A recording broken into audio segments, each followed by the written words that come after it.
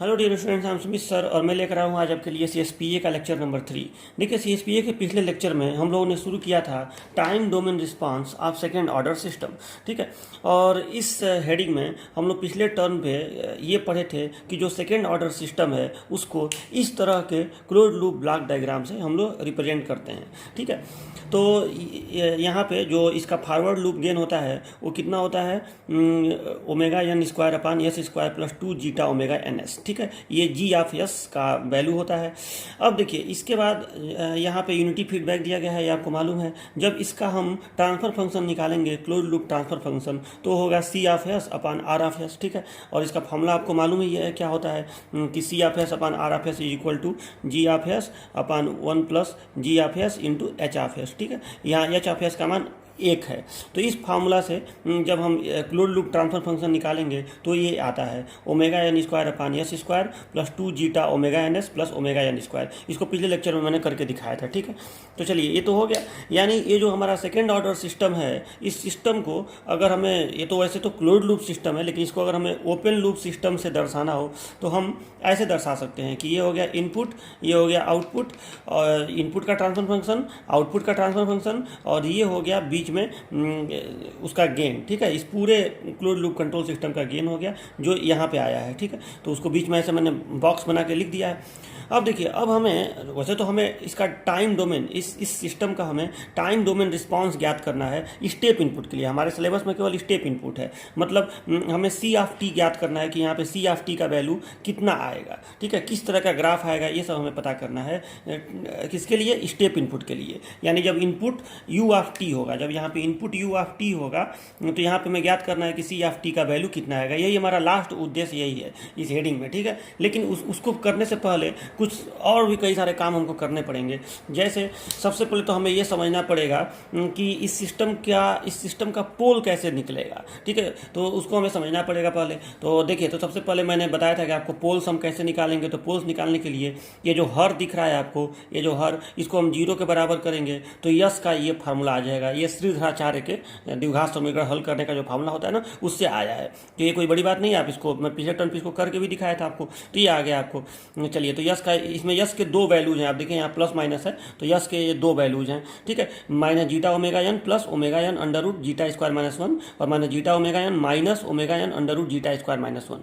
ठीक है, अब हमको ये समझना है कि जीटा पोल को किस प्रकार से प्रभावित कर सकता है। ठीक है, तो हमने एक हेडिंग डाला था पिछले टर्म पे, effect of zeta on system, मतलब जीटा सिस्टम को कैसे कैसे प्रभावित कर सकता है। तो देखिए, तो हमने क्या किया था कि हमने कई सारे कंडीशन ले लिए थे कि जीटा का मान ये होगा तो क्या होगा, वो होगा तो क्या होगा। ठीक है, हमने 7 कंडीशन की बात की थी कि जब जीटा का मान 0 होगा, 0 से 1 के बीच में होगा, जीटा का मान 1 होगा, 1 से बड़ा होगा। ये धनात्मक कंडीशन है, मतलब जैसे आपको मालूम है कि धनात्मक में जीटा पहले 0 करेंगे, फिर 0 से बड़ा और 1 से छोटा हो। ठीक है, 0 से बड़ा और 1 से छोटा, फिर हम लोग उसको 1 के बराबर करेंगे और 1 से बड़ा कर देंगे। ठीक है, तो ये हो गया आपका धनात्मक कंडीशन हो गया, मतलब जीटा का मान पॉजिटिव में इतने कंडीशन होंगे। और फिर निगेटिव में 0 और -1 के बीच में हो। ठीक है, 0 से -1 के बीच में हो। ठीक, और फिर 0 to -1, फिर -1 के बराबर हो, और फिर -1 से भी छोटा हो। तो ऐसे 3 कंडीशन ऋणात्मक में हो गए और 4 कंडीशन धनात्मक हो गए, तो टोटल 7 कंडीशन है। तो हमने सबका डेरिवेशन किया था अलग अलग। तो देखिए, सबसे पहले मैं आपको बता रहा हूँ केस फर्स्ट, एक बार रिवाइज में करा रहा हूँ। तो केस फर्स्ट में मैंने क्या किया था कि जब जीटा 0 हो, तो जीटा 0 हो तो हमें ये पोल ज्ञात करना पड़ेगा कितना आएगा। तो आप केवल यहाँ पे जीटा 0 रख दीजिए, यहाँ पे जीटा 0 रख दीजिए। तो देखिए, जब जीटा यहाँ 0 रखे, यहाँ 0 रखे, तो आपका 2 पोल जो आएगा S1 S2 वो आएगा प्लस माइनस जे ओमेगा एन। क्यों जे आएगा? क्योंकि जब आप यहाँ रखेंगे जीटा बराबर 0, ये तो 0 हो जाएगा, और जब आप यहाँ जीटा बराबर 0 रखेंगे तो ये अंडर रूट में आएगा -1, और अंडर रूट में -1 को क्या बोलते हैं? जे। तो जे ओमेगा एन यहाँ पे आ गया, प्लस माइनस तो रहेगा ही। तो एक रूट आ गया प्लस जे ओमेगा एन, एक रूट आ गया माइनस जे ओमेगा एन। ठीक है, तो इस तरह के रूट्स जो इक्वल एंड अपोजिट हो, मतलब केवल उनका साइन उल्टा हो, उनका वैल्यू सेम है लेकिन उनका चिन्ह जो है उल्टा है, मतलब एक तरह से मैं ये कहूँ तो एकदम अपोजिट डायरेक्शन में जब आप यस प्लेन पर उसको प्लॉट करेंगे तो एकदम अपोजिट, ऊपर नीचे जो पोल आता है उसको हम लोग कहते हैं कंजुगेट पोल। ठीक है, तो यहाँ पे आप सबसे पहले तो इसको प्लॉट कर दीजिए यस प्लेन पे। तो यस प्लेन किसको कहते कहते हैं? तो यस प्लेन कहते हैं। प्लस जे, जिसमें इधर प्लस सिग्मा होता है, इसको हम लोग कहते हैं रियल पार्ट और इसको कहते हैं इमेजनरी पार्ट। ठीक है, तो इस पर प्लस सिग्मा माइनस सिग्मा, यहाँ प्लस जे ओमेगा, यहाँ माइनस जे ओमेगा। ठीक है, और हमको प्लाट क्या करना है? प्लस माइनस जे ओमेगा एन। एक बात का ध्यान दीजिएगा, पिछले लेक्चर में मैंने यहाँ पे प्लस माइनस जे ओमेगा केवल लिख दिया था, ओमेगा एन यहाँ लगाना मैं भूल गया था, तो उसको सही कर लीजिएगा। ठीक है, यहाँ पे प्लस माइनस जे ओमेगा एन होगा।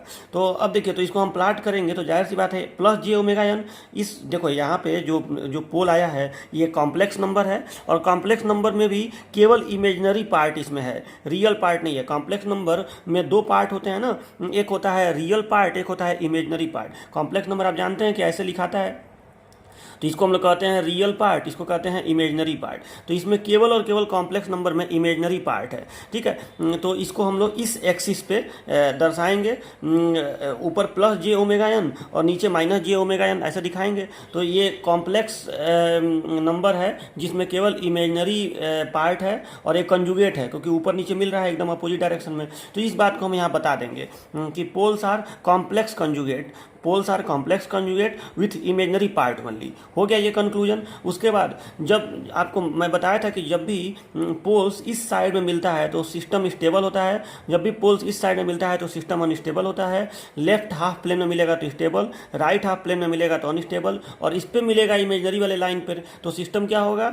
सिस्टम होगा मार्जिनली स्टेबल। तो सिस्टम इमेजनरी स्टेबल लिख देंगे यहाँ पे।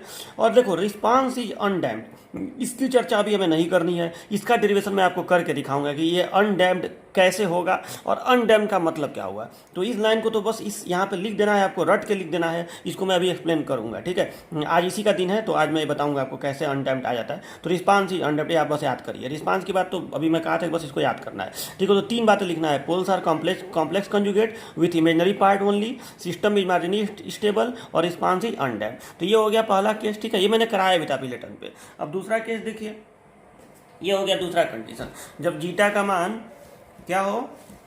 देखिए, ये दूसरा केस है कि जब जीटा का मान 0 से 1 के बीच में हो। 0 का हो गया, 0 से 1 के बीच में। तो देखिए, अब यहाँ पे जब आप 0 से 1 के बीच में कोई भी संख्या रखेंगे, देखिए 0 से 1, यही नहीं, देखो यस का काम जनरल फार्मूला यही है, इसी में आपको जीटा का मान पहले 0 रखना है, फिर 0 से 1 के बीच में रखना है। तो देखो, अब आप 0 से 1 के बीच में कुछ भी रखेंगे, मान लो 0.5 रख दिए, 0.7 रख दिए, कुछ भी रख दिए, तो आपका ये किस तरह से आएगा इसको आपको समझना पड़ेगा। ठीक है, तो यहाँ आप देखिए, जब आप मान लो कि आप रख दिए 0.5, तो 0.5 जब रखेंगे तो ये जो चीज़ है यहाँ पे जो आपको दिख रहा है, जो ये चीज़, तो जाहिर सी बात है 0 से 1 के बीच में जो संख्या होगी वो तो धनात्मक ही होगी। 0 से 1 के बीच की जो नंबर होगा वो धनात्मक ही होगा। तो और अब यहाँ पे माइनस चिन्ह लगा हुआ है तो इस चिन्ह पे कोई असर नहीं पड़ेगा। यानी सीधी सी बात है कि आप अगर यहाँ पे 0.5 रख दें तो 0.5 ओमेगा एन आएगा। ठीक है, माइनस 0.5 ओमेगा एन आएगा, मतलब चिन्ह यहाँ पे नहीं बदलेगा। ठीक है, क्योंकि जीटा का मान अभी फिलहाल धनात्मक है।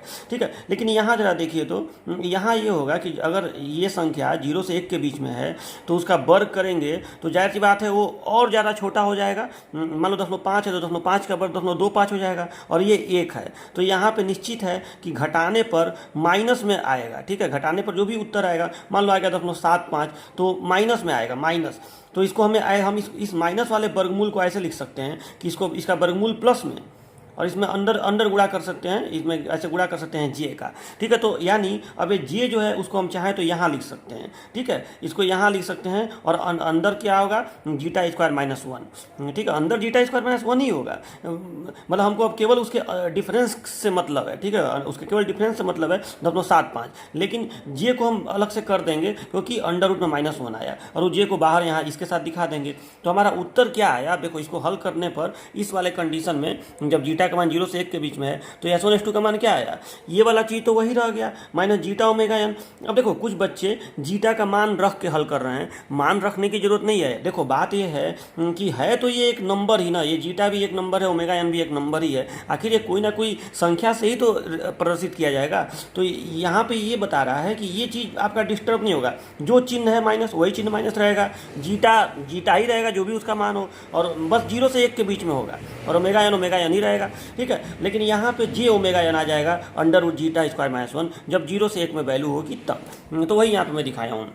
कि एस वन एस टू का मान क्या होगा, minus zeta omega N plus minus जे omega N under root zeta square minus one. ठीक है, मतलब आप यहाँ पे बस जे लगा देंगे, बाकी पूरा चीज़ वही रह जाएगा। इसमें भी दो रूट्स हैं, आप ध्यान से देखिए कि यहाँ माइनस और यहाँ प्लस, और फिर यहाँ माइनस और यहाँ माइनस। अच्छा, अब एक बात का आप ध्यान दीजिएगा, एक बहुत इंपॉर्टेंट बात ये है कि एक छोटी सी बात इसमें ये समझ लीजिए कि देखो इस रूट में दो पार्ट हैं, इस रूट में दो पार्ट हैं, जो ये पोल निकला है, पोल के चाहे रूट के, ये बात एक ही है। तो इस रूट में दो पार्ट हैं, ये कॉम्प्लेक्स नंबर है, इतना तो आपको दिख रहा है, और इस कॉम्प्लेक्स नंबर में इधर रियल पार्ट है, इधर इमेजनरी पार्ट है।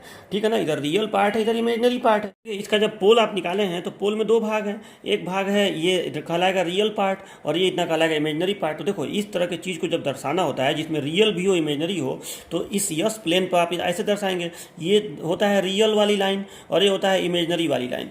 तो रियल में कितना है, रियल पार्ट है माइनस जीटा ओमेगा एन, जाहिर सी बात है माइनस है तो इधर इधर इधर माइनस होगा इधर, और इमेजनरी में कितना है प्लस जे omega N under root zeta square minus one, और अगली बार है माइनस जे omega N under root zeta square minus one. यानी जब आप इसको दर्शाएंगे तो देखिए यहाँ यस प्लेन पे कैसे दर्शाया गया है, माइनस जीटा ओमेगा एन और इस पे प्लस जे omega N under root zeta square minus one, और नीचे माइनस जे omega N under root zeta square minus N. ठीक है, तो ऊपर और नीचे ये दर्शाया गया है। अब जाहिर सी बात है, न तो ये पोल है और न तो ये पोल है, इन दोनों का जब आप ऐसे मिलाएंगे, अरे आप निर्देशांक ज्यामिति, कोऑर्डिनेट ज्योमेट्री तो पढ़े हुए हैं ना, कि अगर इस पे भी आप चल रहे हैं, इस पे भी आप चल रहे हैं, तो इन दोनों का चलने के बाद जो यहाँ ऐसे बिंदु मिलता है उसको कहते हैं, ठीक है, वो इसका निर्देशांक होता है। तो वही यहाँ पे है, आप इस पे माइनस जीटा ओमेगा एन चले, कुछ बच्चे क्या कर रहे हैं कि यहीं पे ऐसे पोल दिखा दे रहे हैं, वो भी गलत है। ठीक है, आप इस पे चले प्लस जे omega N under root zeta square minus one, ठीक है, क्योंकि इमेजनरी पार्ट इसमें है, और इस पे चले माइनस जीटा ओमेगा एन। ये माइनस जीटा ओमेगा एन दोनों पोल के लिए, यस वन के लिए भी है, यस टू के लिए भी है, लेकिन ये एक बार प्लस हो जाएगा, एक बार माइनस हो जाएगा। ठीक है, तो ये प्लस है और एक बार माइनस है, तो एक पोल यहाँ आया, एक पोल यहाँ आया। ठीक है, अब ये पोल जो है यस1 है, यही यस1 पोल है, और यही जो पोल है वो यस2 पोल है, ये हो गया। ठीक है, तो अब देखिए, तो ऐसे आप पोल को दर्शाएंगे। ठीक है, पोल दर्शाना आपको समझ में आया। तो अब ये पोल भी आपको दिख रहा है कि ऊपर नीचे है, एकदम अपोजिट डायरेक्शन में, तो ये कंजुगेट हो गया, और ये कॉम्प्लेक्स है ही, कॉम्प्लेक्स नंबर तो है ही, जाहिर सी बात है। तो आपका अब इसका निष्कर्ष क्या निकला कि poles are complex conjugate with real and imaginary part both. हो गया ना, पोल्स आर कॉम्प्लेक्स कंजुगेट, मतलब इसमें भी कॉम्प्लेक्स है, कंजुगेट भी है, ऊपर नीचे अपोजिट में मिल रहा है, with real and imaginary part both, दोनों पार्ट इसमें मिल रहे हैं। ठीक है, ये हो गया। सिस्टम इज स्टेबल, बाएं साइड में मिल रहा है तो सिस्टम इज स्टेबल। हाँ, अब रिस्पांस इज अंडर डैम्ड, ये बात की बात है, मैं इसको आप याद करिए कि जब भी पोल एक सर्टेन रेंज के अंदर ऐसे मिलता है ना, तो सिस्टम अंडर डैम्ड होता है। देखो वो समय बाद में आपको बताऊंगा कि अंडर डैम्ड का मतलब क्या होगा, क्यों अंडर डैम्ड होगा, इसका डेरिवेशन आपको करा के बताऊंगा। तो अभी इसको तो आपको बस रटना है। चलो, तो ये हो गया आपका। ठीक है, तो ये सबसे इंपॉर्टेंट केस होता है, केस नंबर सेकेंड। और साथ ये भी मैं पिछली बार करा दिया था, मैं इसलिए रिवाइज करा रहा हूँ कि कुछ बच्चे बहुत इन सब चीज़ों को लेकर कन्फ्यूज थे। ठीक है, जीटा का बहुत बच्चे मान भर रहे थे कि मतलब 10/5 रख के, आप नहीं भी रखेंगे मान, आप ऐसे भी दिखा देंगे तो चलेगा, क्योंकि बात है ये है कि यहाँ पे माइनस जीटा ओमेगा एन ही आएगा। आप जीटा का कोई वैल्यू रखें, अच्छा जीटा को जीटा ही रहने दें, जीटा तो वही आएगा ना कि एक संख्या इसके जगह पर रहेगी। ठीक है, इसमें कुछ परिवर्तन, लेकिन यहाँ पे जे आ जाएगा, ये मैं भी समझाया हूँ कि यहाँ पे जे बाहर आ जाएगा, क्योंकि जीटा 0 से 1 के बीच में है। ठीक है, हाँ, एक बात और कि केस नंबर 1 में, केस नंबर फर्स्ट में यहाँ पे जो प्लस जे ओमेगा एन और माइनस जे ओमेगा एन आया है, ठीक है, उससे इससे हल्का सा नीचे और इससे हल्का सा यहाँ पे ये वैल्यू रहेगी। मतलब ये जो प्लस जे omega N under zeta square minus 1 है, ये जो केस नंबर फर्स्ट में जे ओमेगा एन केवल आया था, प्लस जे ओमेगा एन और यहाँ माइनस जे ओमेगा एन, इसके हल्का सा भीतर ये रहेगा। क्यों ऐसा रहेगा? क्योंकि इस पहले वाले में केवल प्लस जे ओमेगा एन और माइनस जे ओमेगा एन था केस नंबर फर्स्ट में, तो इसमें आप गुणा कर रहे हैं under root zeta square minus 1 का, और ये संख्या 1 से छोटी संख्या ही होगी। जाहिर सी बात है, यहाँ पे आप घटा रहे हैं ना, तो मान लो अंडर रूट में आएगा 0.75, तो वर्गमूल जब निकालेंगे तो 1 से छोटी संख्या ही होगी। तो 1 से छोटी संख्या का जब आप इसमें गुणा कर देंगे तो इससे छोटी ही संख्या मिलेगी। ठीक है, आप जे ओमेगा एन में गुणा कर दिए मान लीजिए 10.2 का, तो वो जो संख्या आएगी वो जे ओमेगा एन से छोटी ही आएगी, जे ओमेगा एन का 20% आएगी। ठीक है, तो ये कहने का मतलब है कि ये जो पहले अगर जे ओमेगा एन यहाँ आया था तो उसके नीचे ही ये आएगा, उसके ये अंडर ही आएगा। ठीक है, चलो, तो ये आपको समझ में आया ना। तो ये हो गया केस नंबर सेकेंड। जितने केस थे यहाँ तक मैं कराया था, ठीक है, यहाँ तक मैं कराया था और मैं दोबारा इसको बता रहा हूँ ताकि आप लोग सही से लिख सकें, अच्छे से अपने नोट्स में लिख सकें। देखिए 3 चीज़ लिखना होता है, सिस्टम स्टेबल है कि अनस्टेबल है, और पोल्स की क्या कंडीशन है। तो पहले वाले कंडीशन में आपको फिर एक बार मैं दिखा रहा हूँ कि poles complex conjugate, complex number आया, कंजुगेट है क्योंकि ऊपर नीचे है और केवल इमेजनरी पार्ट है इसमें। इस बार कॉम्प्लेक्स कंजुगेट आया, ठीक है, ऊपर नीचे है पोल, लेकिन रियल और इमेजनरी पार्ट दोनों है। पिछले वाले में मार्जिनली स्टेबल आया, इस वाले में फुल्ली स्टेबल आया, ठीक है। तो चलो, तो ये तो आपको समझ में आ गया। अब थर्ड केस से मैं आपको पूरा होमवर्क में दिया था, तो बहुत बच्चे नहीं किए थे सही से, कुछ बच्चे करके दिखाए थे एकदम सही, तो जो लोग किए थे बहुत अच्छी बात है, लेकिन जो लोग नहीं कर पाए थे उन लोगों को मैं बता दूं कि कैसे आप लोग इसको करेंगे। कुछ बच्चे कहें सर बता दीजिएगा। तो देखिए केस नंबर थर्ड देखिए, ठीक है, केस नंबर थर्ड देखिए। केस नंबर थर्ड ये है कि जब जीटा का मान 1 हो, यही ना केस नंबर। देखो अभी हम धनात्मक वाले में चल रहे हैं, अभी मैंने जीटा बराबर 0 किया, 0 से 1 के बीच में किया, अब मैं 1 कर दे रहा हूँ, अब फिर 1 से बड़ा कर दे रहा हूँ। तो देखो क्या होगा जब जीटा का मान 1 हो। तो देखो मेन फार्मूला यही है, देखो मेन फार्मूला पोल का यही है, ठीक है, यस बराबर minus zeta omega N plus minus. तो इसी में जीटा बराबर 1 रखिए। तो देखो जीटा बराबर 1 रखेंगे हम लोग, तो ये पूरा पद क्या हो जाएगा, पूरा पद शून्य हो जाएगा, यहाँ 1 - 1 हो जाएगा, तो ये पूरा पद, यानी ये इधर वाला पार्ट खत्म हो गया, केवल यही पार्ट बचेगा माइनस जीटा ओमेगा एन, ठीक है, केवल यही पार्ट बचेगा माइनस जीटा ओमेगा एन, ठीक है। और जीटा का मान क्या रखना है, जीटा का मान रखना है 1। तो जब जीटा का मान 1 रखेंगे तो केवल माइनस ओमेगा एन आएगा। देखिए तो S1 का और S2 का दोनों का मान क्या है, माइनस ओमेगा एन। ये बात समझ में आया ना। जब आप जीटा का मान 1 रख देंगे इसमें तो केवल माइनस ओमेगा एन आएगा। ये वो S1 का भी मान है, S2 का भी मान है, यानी दोनों पोल माइनस ओमेगा एन ही आया, ठीक है, क्योंकि यहाँ प्लस 0 हो गया और माइनस 0 हो गया, तो जाहिर सी बात है दोनों पद जो है, दोनों पोल जो है माइनस ओमेगा एन आया। यानी अब इसको प्लॉट करिए एस प्लेन पे, तो इसमें केवल एक कॉम्प्लेक्स नंबर नहीं है, ये रियल नंबर है। कहाँ इसमें कॉम्प्लेक्स नंबर है, ये रियल नंबर है। तो यहाँ पे आपका पोल आया। अब रियल पार्ट यस प्लेन पे जब इसको दर्शाएंगे तो रियल वाली लाइन ये होती है, माइनस में आ रहा है, तो यहाँ पे कहीं एक जगह माइनस ओमेगा एन हम लिख देंगे, केवल माइनस ओमेगा एन हो गया। अब यही S1 S2 दोनों है, यही S1 भी है, यही S2 भी है। यानी हमको क्या निष्कर्ष निकला कि poles are real and equal, मतलब पोल्स न तो कॉन्जुगेट है, न तो कॉम्प्लेक्स है, और ठीक है, और न तो अनइक्वल है। पोल्स जो है रियल है और इक्वल है, दोनों पोल जो हैं वो वास्तविक संख्याएं हैं, ठीक है, -1 -2 जो भी हो, ओमेगा एन तो कुछ भी हो सकता है। तो poles are real and equal, दोनों पोल रियल है और इक्वल है, तो यहाँ दर्शा देंगे। और इसका मतलब क्या हुआ, जब मैं आपको बताया हूँ कि जब भी इस साइड में आएगा तो सिस्टम स्टेबल होगा, तो निष्कर्ष निकल गया सिस्टम स्टेबल होगा। अब ऐसे ही करके यहाँ क्रॉस करके दिखा दीजिए। और इस तरह के रिस्पांस को हम लोग कहते हैं क्रिटिकली डैम्ड, ठीक है। जब भी इस तरह का पोल आए, ठीक है, कि इस लाइन पर जब पोल आए, और ये अभी वो समय बताऊंगा कि इस लाइन पर पोल आए और एक सर्टेन लिमिट के अंदर हो, मतलब जब जीटा का मान 1 हो तब रिस्पांस क्रिटिकली डैम्ड होता है। ये बात की बात है, अभी आप इतना क्लियर रखिए, ठीक है। चलो ये रिस्पांस इज क्रिटिकली डैम्ड हो गया।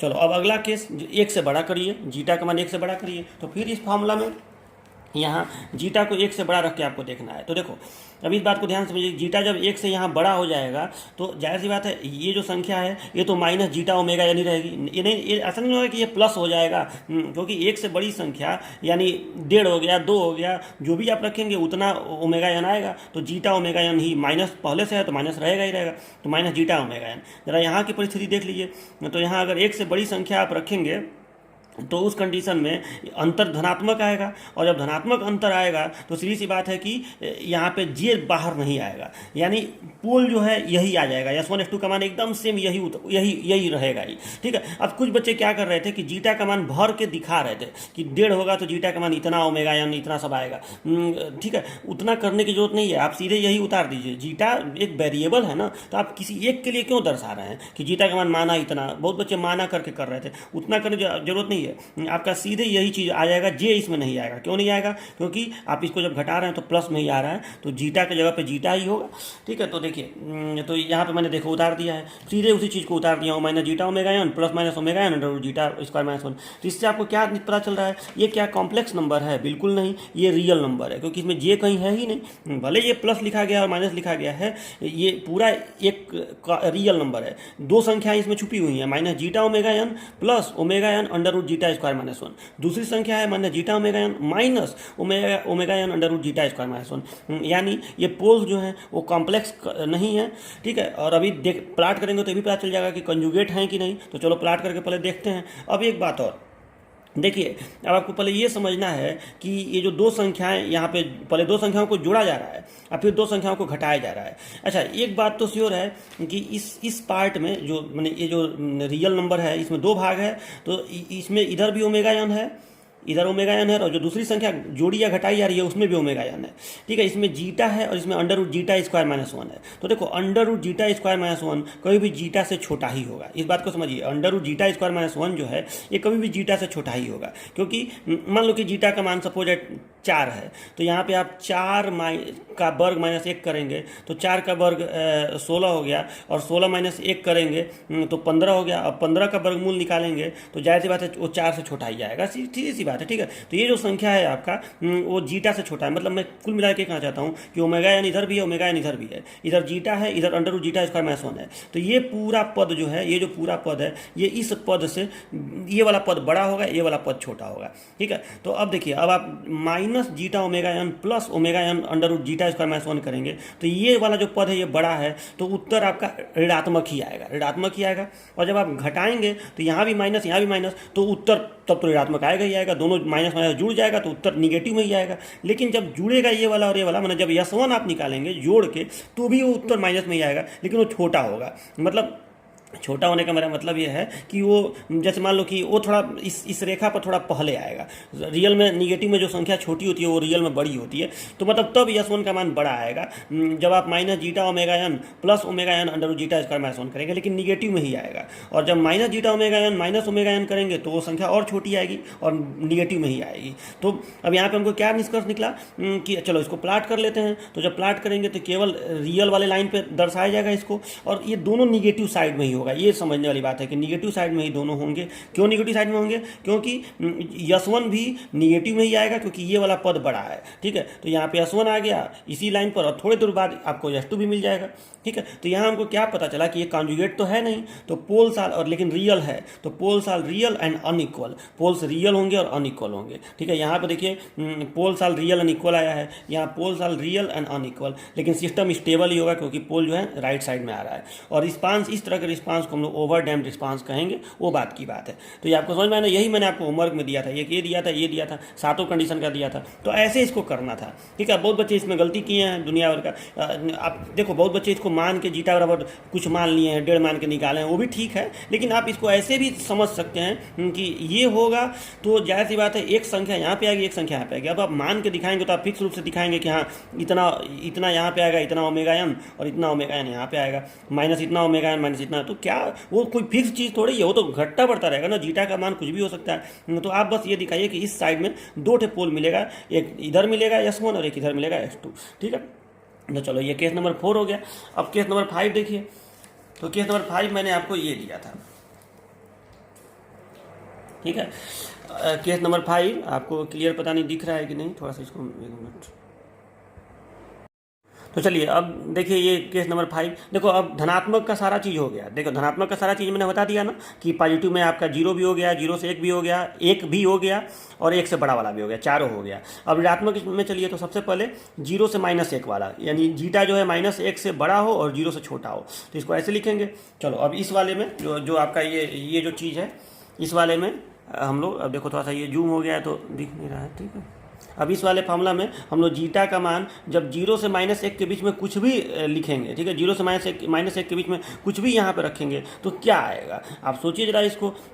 तो 0 से -1 के बीच का मतलब क्या हो गया, मान लो हो गया -0.5। तो -0.5 का जब आप वर्ग करेंगे तो वो धनात्मक में ही आएगा और 1 से छोटा ही आएगा, यानी यहाँ पे निगेटिव में, अंडर रूट में निगेटिव आ जाएगा। और जब भी अंडर रूट में निगेटिव करके कोई संख्या आ जाए तो उसमें से वो संख्या अंदर ही रह जाएगी और जे बाहर आ जाएगा। ठीक है, और यहाँ पे जब आप माइनस का गुणा करेंगे, यहाँ पे जीटा यहाँ भी तो माइनस होगा, मान लो 0.5 हो गया, -0.5, तो ये प्लस हो जाएगा, ये संख्या प्लस हो जाएगी, प्लस जीटा हो जाएगा। ठीक है, प्लस 0.5 हो जाएगा यहाँ पे। ठीक है, तो यानी यहाँ प्लस आ गया और यहाँ पे जे भी आ जाएगा हल करने पर। ठीक है, तो देखो वही मैंने यहाँ पे दिखाया है आपको कि यस1 यस2 में देखो यहाँ पे प्लस कर दिया, प्लस माइनस यहाँ पे जे कर दिया, ठीक है, J omega under zeta square minus one.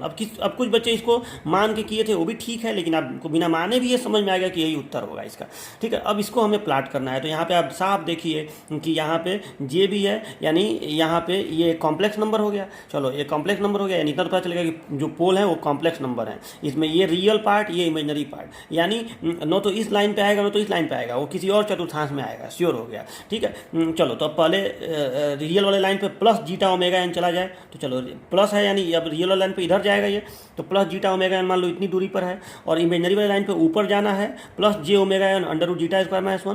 तो चलो ऊपर चलो, प्लस जे omega N under root zeta square minus one, ये हो गया। और नीचे कितना चलना है, तो माइनस जे omega N under root zeta square minus one, ठीक है। तो पोल कहाँ पे होगा, अब कुछ बच्चे इसी को ऐसे ऐसे क्रॉस कर दे रहे थे, वो गलत है, और कुछ बच्चे यहाँ, ये भी क्रॉस नहीं होगा, पोल यहाँ पे होगा, यहाँ पे, ठीक है। तो ये S1 हो गया, ये S2 हो गया, ठीक है। चलो तो ये S1 है और ये S2 है, ठीक है। और अब लिखेंगे क्या, तो देखो ये अपोजिट में आ रहा है, यानी ये कंजुगेट है, तो कंजुगेट है और कॉम्प्लेक्स है, तो poles are complex conjugate with real and imaginary part both, ठीक है, with real and imaginary part both, ठीक है। ये वाला जो के और सिस्टम क्या होगा, अनस्टेबल होगा, क्योंकि दाहिने साइड में आ रहा है।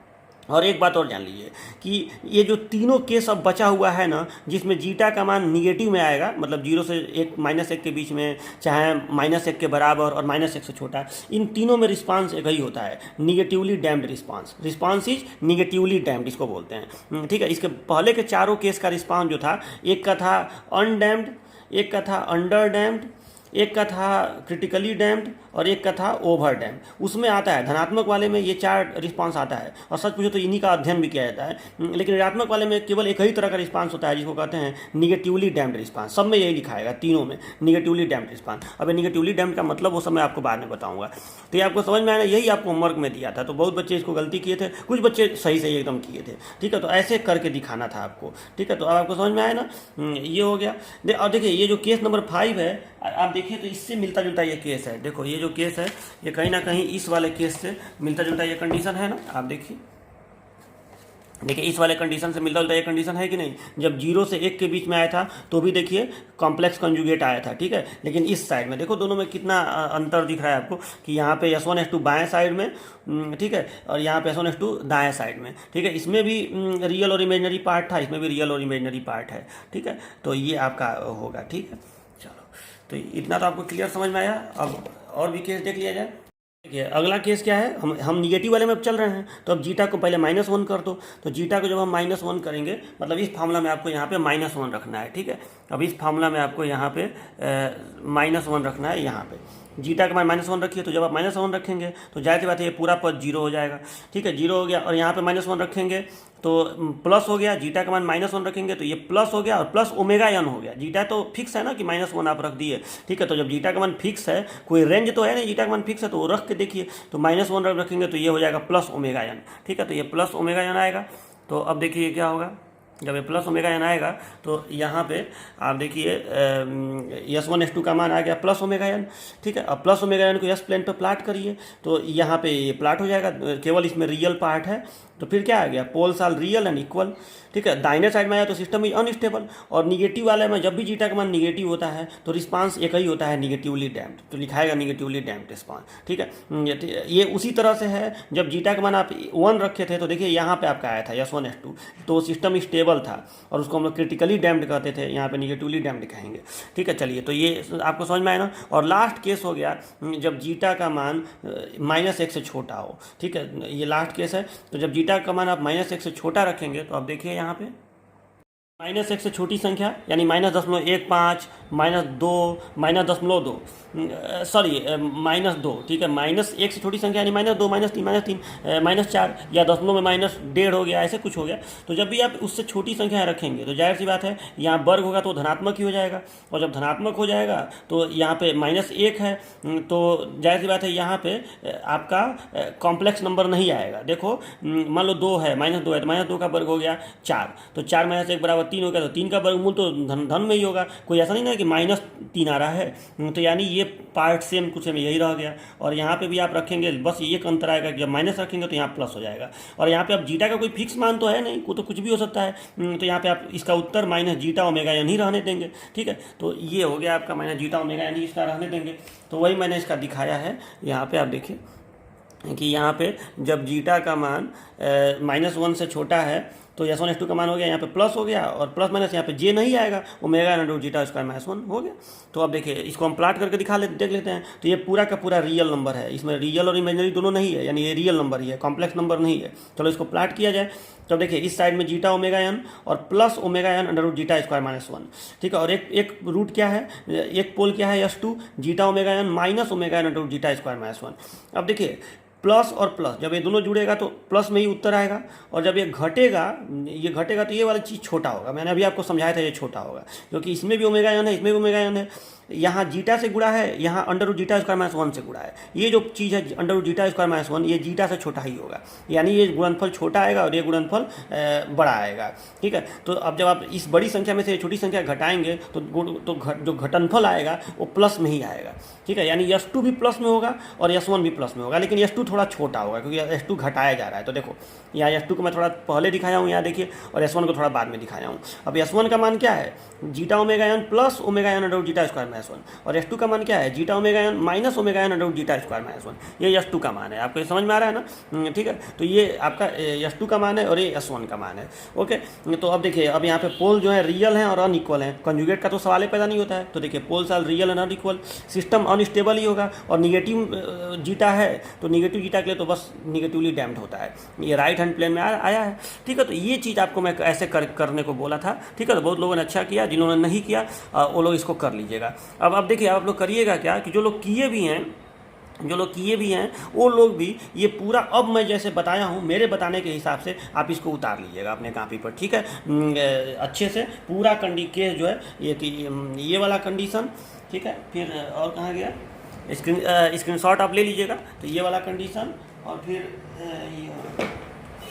ये वाला कंडीशन। ठीक है, ये वाला कंडीशन इसको भी ऐसे उतार लीजिएगा।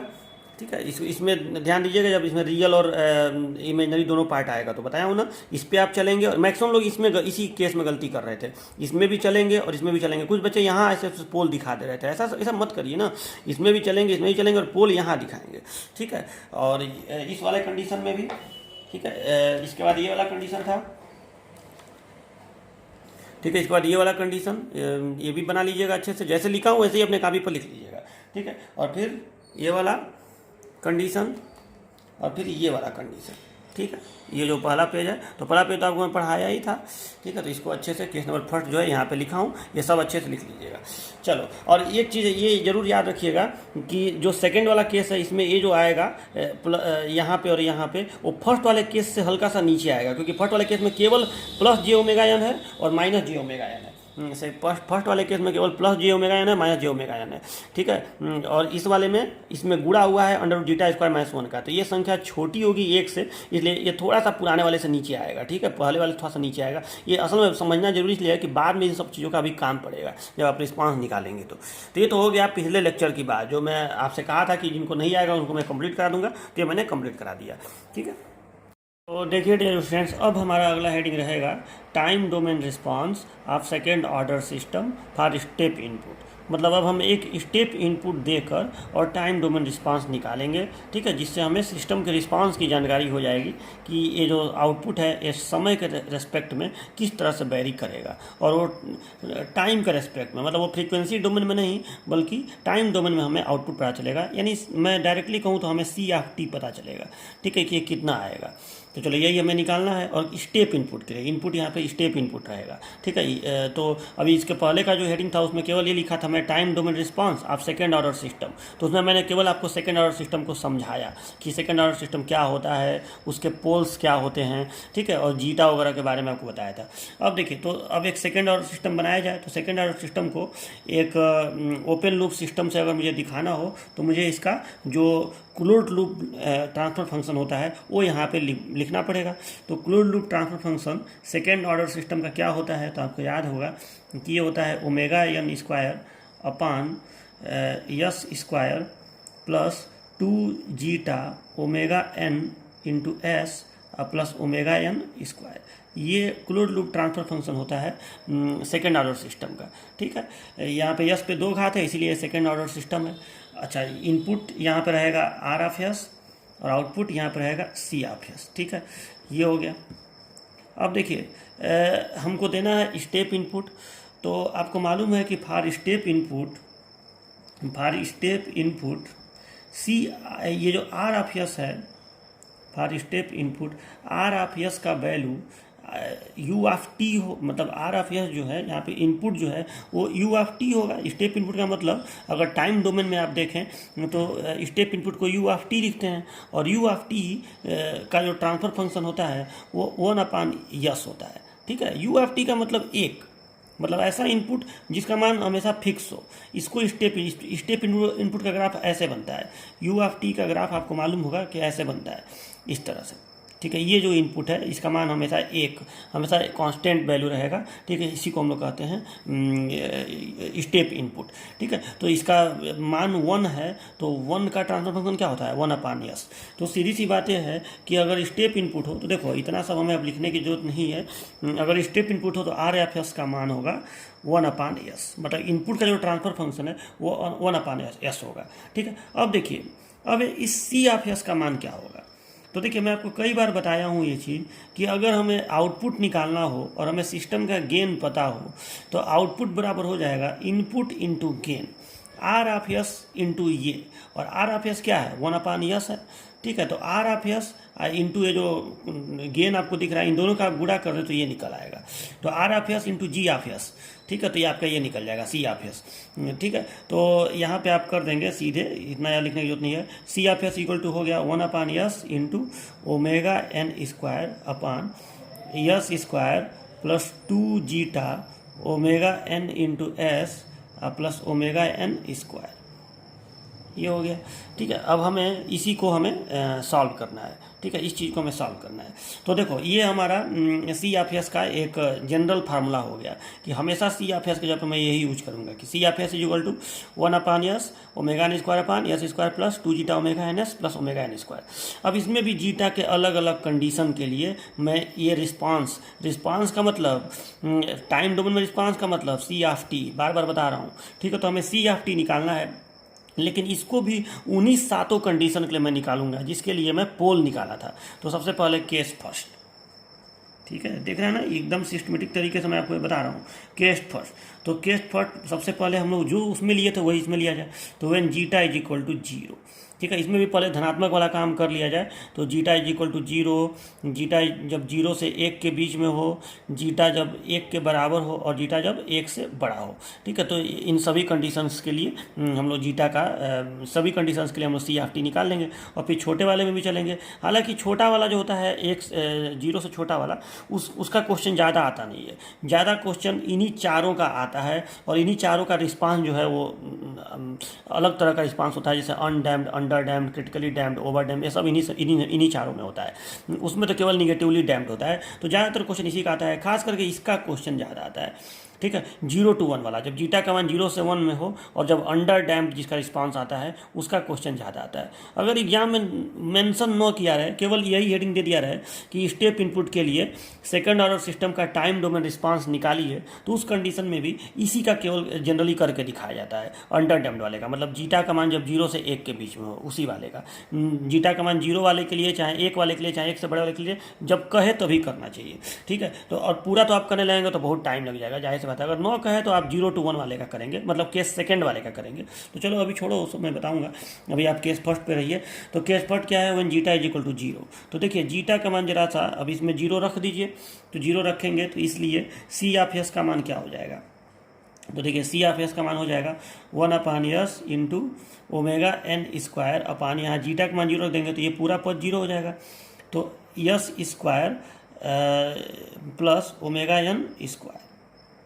देखिए ये हो गया। ठीक है, ये आपका सी ऑफ एस का मान हो गया।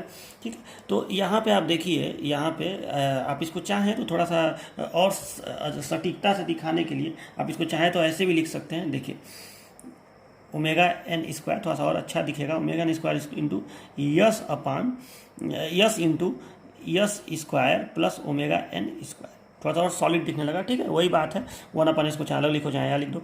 तो omega N square upon s into s square plus omega N square, ये सी ऑफ एस का मान हो गया। हमें अब सी ऑफ टी निकालना है, तो हमें सी ऑफ टी निकालने के लिए इसका करना पड़ेगा इन्वर्स लाप्लास ट्रांसफॉर्म, क्योंकि आप जानते हैं कि सी ऑफ टी का लाप्लास ट्रांसफॉर्म होता है सी ऑफ एस, तो सी ऑफ एस का इन्वर्स लाप्लास ट्रांसफॉर्म होगा सी ऑफ टी, तो हमें इसका इन्वर्स लाप्लास ट्रांसफॉर्म लेना पड़ेगा, यानी इधर वाले का लेना पड़ेगा। अब देखिए इधर वाला जो है वो स्टैंडर्ड फॉर्म में तो है नहीं, जाहिर सी बात है, अगर इन्वर्स लाप्लास ट्रांसफॉर्म केवल उसी का आप ले सकते हैं जिसका आपको लाप्लास ट्रांसफॉर्म मालूम हो। ठीक है, तो ऐसा तो कोई पद नहीं होता है ना जिसका लाप्लास ट्रांसफॉर्म सीधे इतना आता हो तो वही उसका इन्वर्स लाप्लास ट्रांसफॉर्म हो जाएगा। ऐसा तो कोई भी फंक्शन नहीं है, मतलब मान लो कि है sine theta sine omega T, तो ऐसा नहीं है कि साइन ओमेगा टी का यही होता है लाप्लास ट्रांसफॉर्म, तो इसका इन्वर्स लाप्लास ये हो जाता है, लेकिन ऐसा तो कोई पद नहीं है जिसका लाप्लास ट्रांसफॉर्म ये होता हो।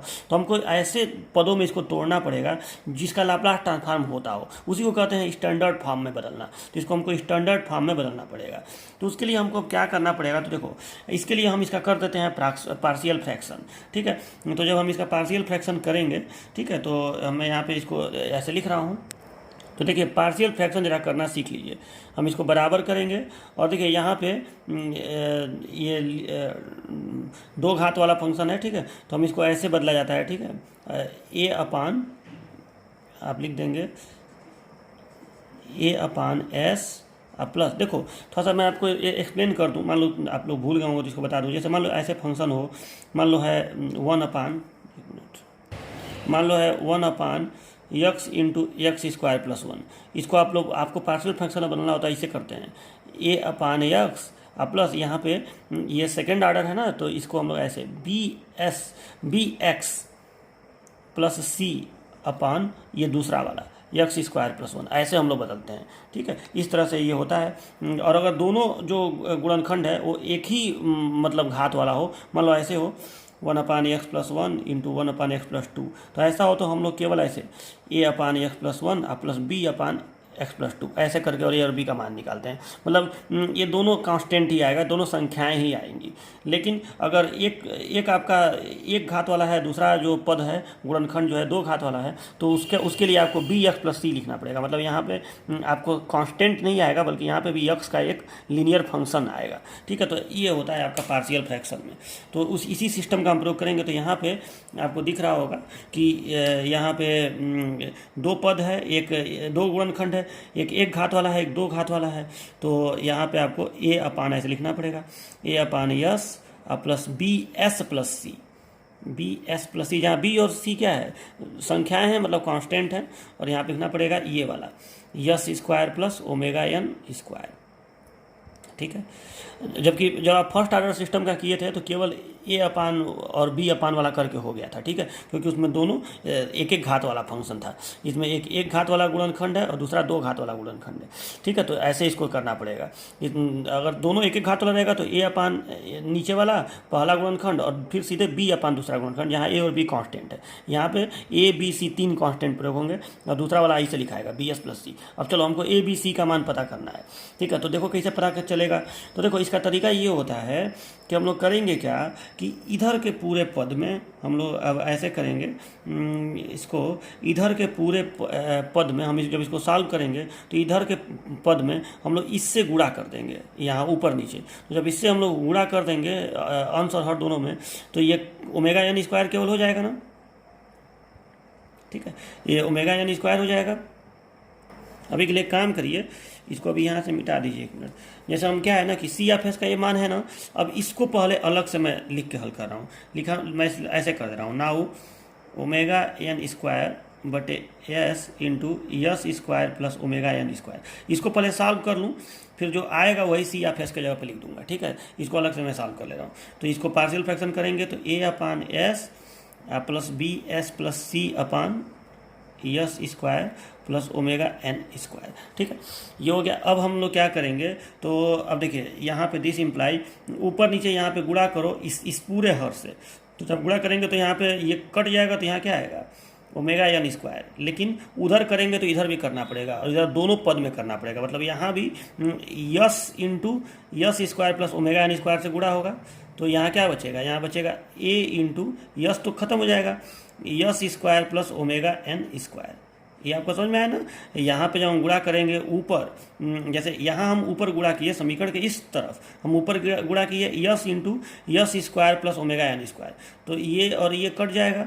लेकिन इधर करेंगे तो इधर भी करना पड़ेगा, उससे कोई फर्क तो पड़ता नहीं है, लेकिन इधर दोनों पद में करना पड़ेगा। तो जब इधर करेंगे तो यस खत्म हो जाएगा, केवल ये बचेगा। अब प्लस जब इस वाले पद में करेंगे तो ये पूरा कट जाएगा और बचेगा क्या, केवल B S plus C into S, ऐसे हो गया। ठीक है, तो दिस इम्प्लाइज, अब देखिए omega N square is equal to आ गया। अब इसको आप पूरा सही कर लीजिए, तो देखो A s square plus A into omega N square plus B s square और प्लस सी एस। ठीक है, अब देखिए अब हम कंपेयर करेंगे तो हमें ए बी सी का मान निकल जाएगा।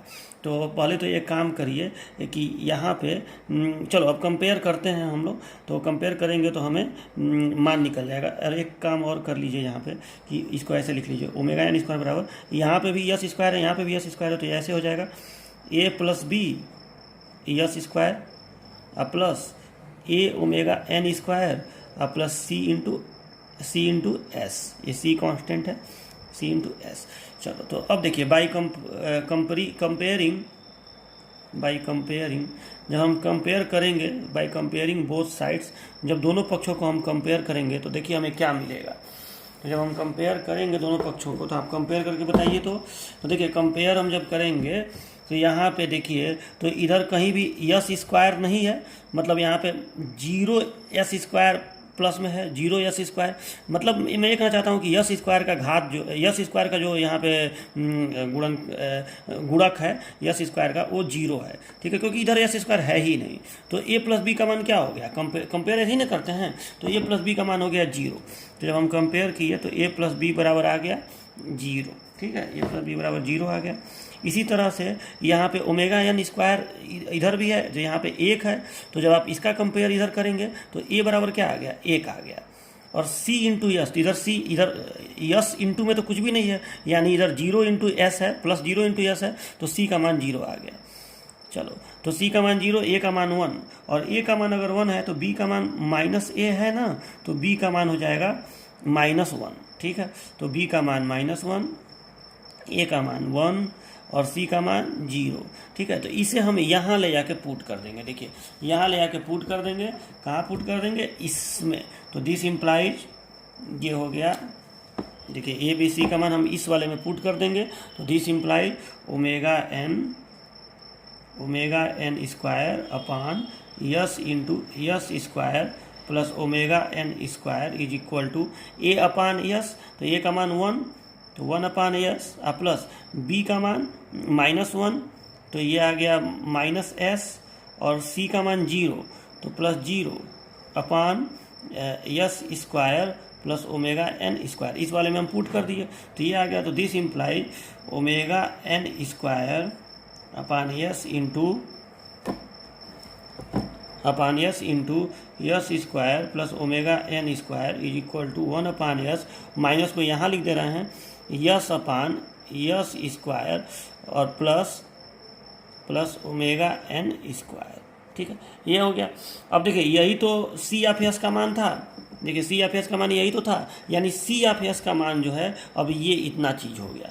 तो लिखेंगे ये ऐसे लिख देंगे 10 C of S is equal to one upon S minus S upon yes square plus omega N square.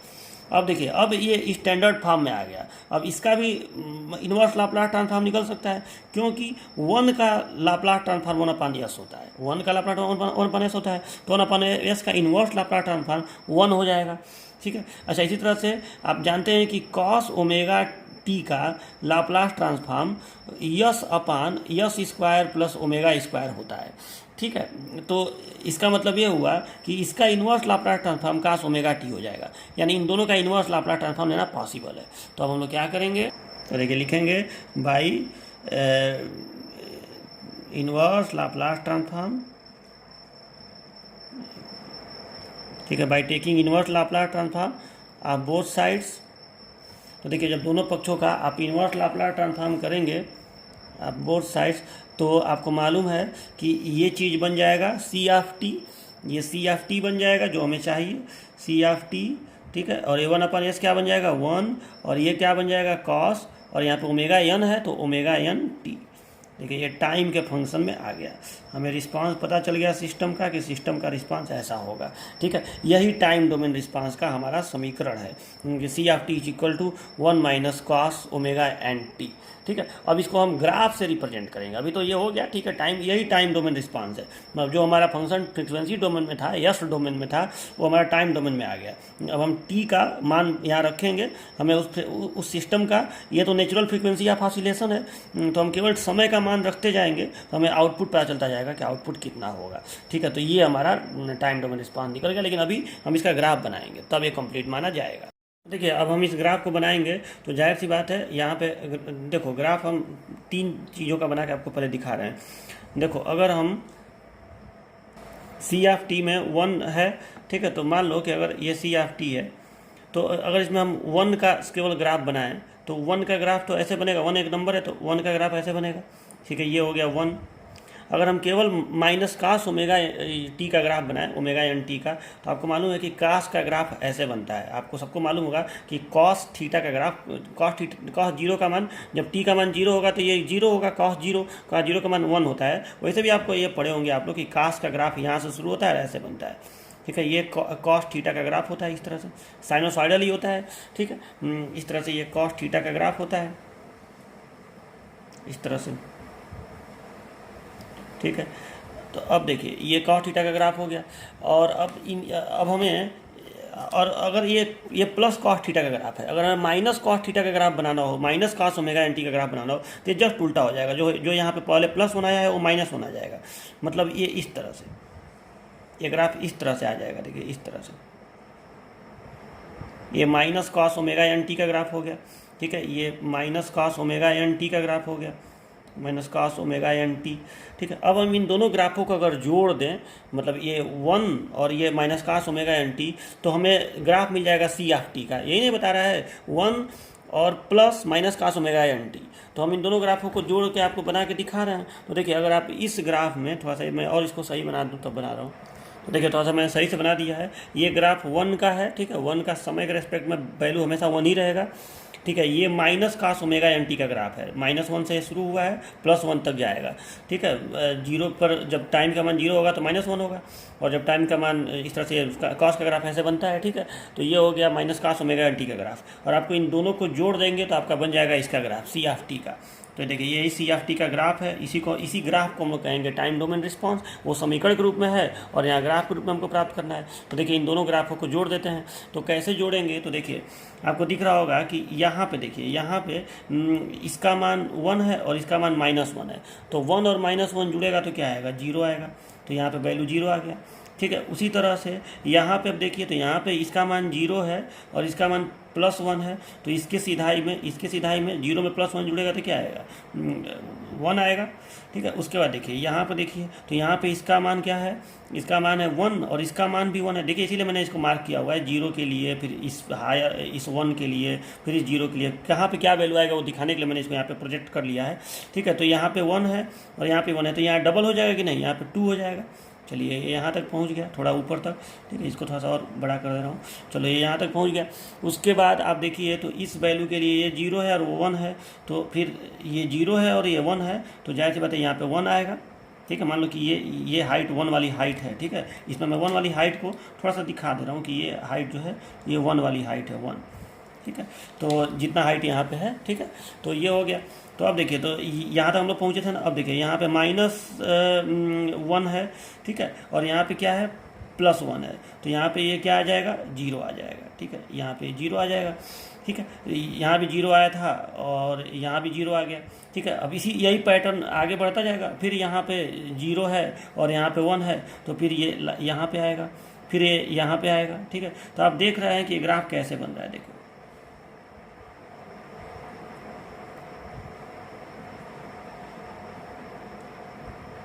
ये इस तरह से ये ग्राफ ऐसे बनता जाएगा। ये आपको बात समझ में आया ना? इस तरह से समय के रेस्पेक्ट में इस तरह से ये ग्राफ बनता जाएगा। साइनोसॉइडल ही होगा, लेकिन ये नीचे नहीं होगा, ये ध्यान दीजिएगा। मतलब ये जो है ये नीचे की तरफ नहीं जाएगा, ये ऊपर ही बनेगा। और ये जो 1 वाला वैल्यू है इसके ऊपर और उसके नीचे ऐसे ऐसे ऐसे ऐसे ये होता रहेगा। ठीक है, तो देखो आप ध्यान से देखिए तो इसका जो जो एम्पलीट्यूड है, चूँकि ये cos omega 1 minus cos omega t n t का ग्राफ है, तो इसका जो ये आयाम है एम्पलीट्यूड, ये आयाम कभी भी कम नहीं हो रहा है। ठीक है, ये ऐसे जाएगा, ठीक है, ऐसे जाएगा, तो इसका जो आयाम है वो कभी भी कम नहीं हो रहा है। मतलब इसका आयाम जो है पहले +1 है, फिर यहाँ पे 0 है, नहीं यहाँ पे 2 है, सॉरी, मतलब डबल है ना, यहाँ पे 2 है, फिर यहाँ पे 0 है। तो कभी भी इसका जो एम्पलीट्यूड है वो कम नहीं हो रहा है, हमेशा एक समान एम्पलीट्यूड बरकरार है। तो इस तरह के सिस्टम को जिसमें एम्पलीट्यूड कम न हो उसको हम लोग कहते हैं अनडैम्ड ऑसिलेशन। ये ऑसिलेट तो कर ही रहा, ऑसिलेट माने जब एक ही चीज़ की बार बार आवृत्ति करे, तो एक ही चीज़ का इसका मान 2 0 2 0 2 0, मतलब एक ही चीज़ का बार बार आवृत्ति कर रहा है। वैसे भी आप जानते हैं कि इस तरह का ग्राफ जो है उसको ऑसिलेशन कहा जाता है। ठीक है, तो ये कहीं ना कहीं ऑसिलेशन तो कर ही रहा है, और ये कौन सा ऑसिलेशन है? तो ये अनडैम्ड ऑसिलेशन है। ठीक है, ये अनडैम्ड ऑसिलेशन है, और सिस्टम जो है इसमें कहलाएगा कि सिस्टम यहाँ पे क्या है, मार्जिनली स्टेबल। देखो इसका जब हम पोल निकाले थे तो मार्जिनली स्टेबल आया था ना। मार्जिनली स्टेबल का मतलब ये हुआ कि ये सिस्टम कभी भी ये नहीं हो रहा है कि मान लो, जैसे देखिए इसको प्रैक्टिकल एग्जांपल्स अगर मैं आपको समझाऊँ तो जैसे मान लीजिए कि एक RLC सर्किट है। मान लो कि एक RLC सर्किट है, यहाँ पे R है, यहाँ पे R है, यहाँ पे L है, और मान लो कि ऐसे C है। ठीक है, तो एक बार अगर इसमें मान लो कि इसमें ये R का जब हम इसको प्रूफ करेंगे, जब इसको हम सॉल्व करेंगे, तो इसमें जीटा बराबर जब हम 0 करेंगे तो उससे ये आ जाएगा, जब जीटा बराबर 0 करेंगे तो यहाँ पे आ जाएगा R बराबर 0। ठीक है, जीटा का मान R नहीं होता है, लेकिन जीटा का जो भी फार्मूला इसमें बन के आएगा उसको जब हम 0 के बराबर करेंगे तो आ जाएगा R बराबर 0। यानी ये अब ये बता रहा है कि अगर किसी सर्किट में प्रतिरोध 0 हो, केवल इंडक्टर और कैपेसिटर हो, तो आप कोई भी करंट उसमें एक बार प्रवाहित करा देंगे तो वो अनडैम्प्ड ऑसिलेशन करता रहेगा। माने पूरी जिंदगी जो है उसमें धारा जो है वो एक मैक्सिमम मान को प्राप्त करेगी, फिर एक मिनिमम मान को प्राप्त करेगी, और हमेशा उसमें धारा बहती रहेगी। तो इस तरह की चीज़ को हम लोग कहेंगे अनडैम्प्ड ऑसिलेशन। ठीक है, और ये सिस्टम स्टेबल नहीं, स्टेबल सिस्टम तो होता है जो एक कांस्टेंट वैल्यू को प्राप्त कर ले, उसको स्टेबल सिस्टम कहा जाता है। तो लेकिन ये सिस्टम अनस्टेबल भी नहीं है। यहाँ पे कहीं ना कहीं कांस्टेंट वैल्यू तो सिस्टम कभी नहीं प्राप्त कर रहा है, लेकिन जो प्राप्त कर रहा है वो एक समान रूप से, मतलब एक ही वैल्यू को बार बार प्राप्त कर रहा है। तो ये स्टेबल सिस्टम तो नहीं है, लेकिन इसको आप अनस्टेबल भी नहीं कह सकते हैं। तो ऐसे सिस्टम को हम लोग कहते हैं मार्जिनली स्टेबल। ठीक है, तो इसका पोल आपको याद होगा कि जब आप इसका पोल प्राप्त करते थे तो पोल यहाँ पे और यहाँ पे आता था, यहाँ पे आता था ना इमेजनरी लाइन पे, और यहाँ पे आता था +j⍵n और यहाँ पे आता था -j⍵n। ठीक है, तो ये मार्जिनली स्टेबल सिस्टम कहलाएगा, और इसका रिस्पांस जो है अनडैम्प्ड होगा। अनडैम्प्ड रिस्पांस का मतलब जिसका एम्पलीट्यूड कभी डाउन ना हो, यानी यहाँ पे जो भी सिस्टम है उसका जो रिस्पांस है वो डाई नहीं कर रहा है। डाई माने होता है मरना। ठीक है, ये डाई आउट नहीं कर रहा है। ठीक है, ख़त्म नहीं हो रहा है, एक समान रिस्पांस इसका बरकरार है। ठीक है, और ये मार्जिनली स्टेबल है क्योंकि जो रिस्पांस है इसका वो ये नहीं है कि बहुत अप डाउन कर रहा है, ये नहीं है कि डाउन हो रहा है चाहे अप हो रहा है।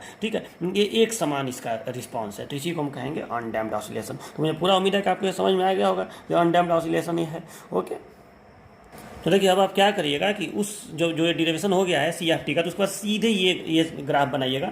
ठीक है, उसको समझने के लिए मैं बनाया था कि कैसे आया है, लेकिन आप डायरेक्ट बनाइएगा। ठीक है, तो ये हो गया आपका अनडैम्प्ड ऑसिलेशन। देखिए जैसे आप एक और प्रैक्टिकल एग्जांपल समझ सकते हैं। जैसे ये यहाँ पे एक सपोर्ट है और यहाँ पे ऐसे स्प्रिंग से कोई पिंड बांधा गया है। ठीक है, तो अगर यहाँ पे हवा का घर्षण न हो, मतलब एकदम निर्वात हो, ठीक है, तो उस कंडीशन में आप एक बार इस स्प्रिंग को खींच देंगे तो हमेशा ये पूरी ज़िंदगी ऐसे ऐसे ऐसे ऐसे अनडैम्प्ड ऑसिलेशन करता रहेगा। मतलब जीटा का मान 0 होना। तो हो सकता है कि इस वाले केस में आप डेरिवेशन जब आप करेंगे तो हो सकता है कि जीटा जो है वो हवा का घर्षण ही होता हो, जो 0 हो गया।